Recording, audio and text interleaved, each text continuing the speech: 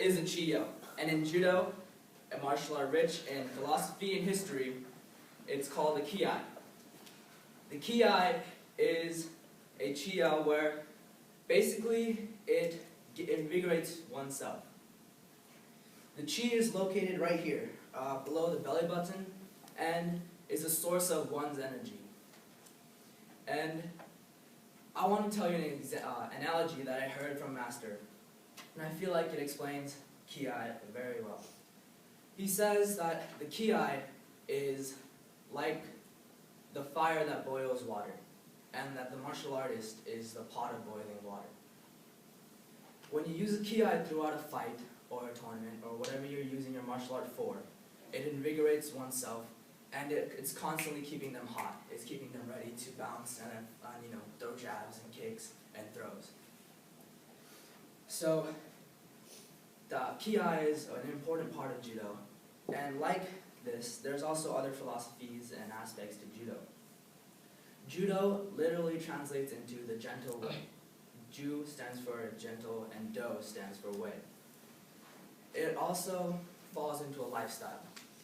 Many judokas, or judo practitioners, are constantly, they're calm, they're collected, and they don't usually go out of control. And in a fight, they're never the one to start it, but they usually do end it. The judo response is to give way to, and not meet force head on. Even though the actions of judo may not look gentle, how it happened, what happened, and how it started was always gentle.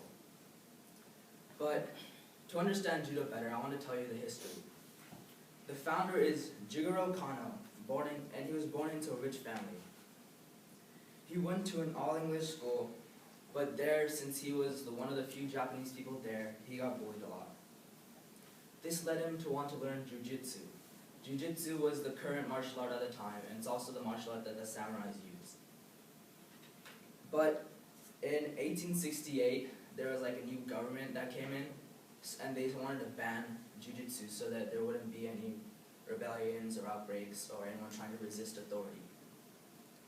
So he couldn't find a teacher, and he was still bullied all along his school years. And he still had a passion for trying to learn martial arts. Now, Jigoro Kano was a very short man, maybe around yay high. He was also very frail because he was sick as a child.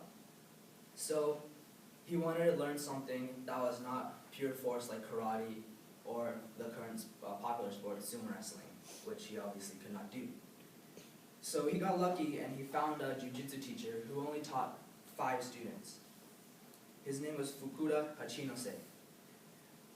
He was a very reverent martial artist at the time, and he was the only one who was willing to teach anybody. And his way of teaching jiu-jitsu was to focus on randori, which is sparring. So unlike Taekwondo, where they do practicing on sparring and everything at different days, they do sparring every single day, because they think judokas think that this has a more real-world application.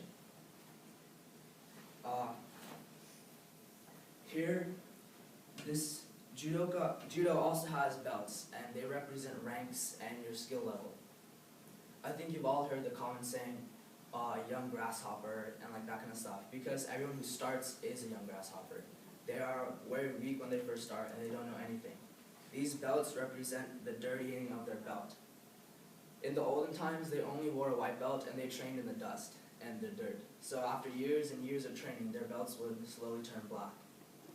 Now it's already colored in for you, but it's a representative of what that was, it stood for. Judo also has strength practicing, as like this board I wrote right here. If you want to look at it, I guess you guys can see it. So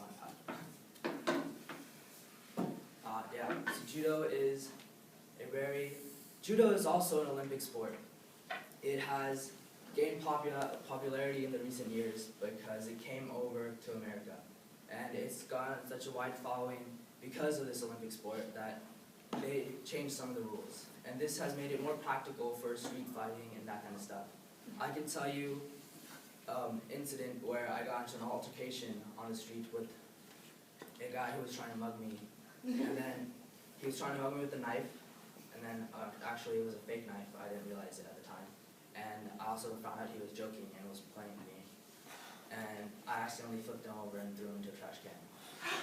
One of a throw is where you step into your opponent's ankle like this. So if you can't see, my heel goes onto the person's ankle, and then you lift up your knee like this, and then you grab them by the neck and flip on like this. Judo has a very useful way of throwing, and it doesn't make you incapable of other martial arts like jiu-jitsu, where you go onto the ground and you're vulnerable to more than one person. Judo has a very real-world application, and it's a great martial art. In summation, Judo is a philosophical martial art with a rich history, and it's a very useful martial art. So, arigato.